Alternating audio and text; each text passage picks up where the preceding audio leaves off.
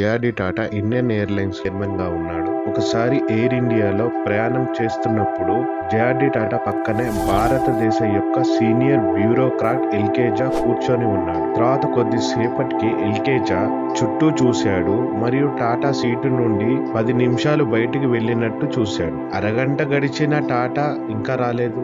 1 గంట 10 నిమిషాల తర్వాత టాటా తిరిగి వచ్చాడు. ఎల్కేజా కుతూహలం ఆపుకోలేక జేఆర్డీ టాటా మీరు ఎక్కడికి వెళ్లారు అని అడిగాడు. దానికి సమాధానం చుట్టూ తిరిగి వచ్చాను అని సమాధానం చెప్పాడు. ఆ తర్వాత సిబ్బంది ద్వారా ఎల్కేజాకు తెలిసింది టాటా టాయిలెట్ పేపర్ సరిగ్గా ఉంచబడలేదని అతను కనుగొన్నాడు.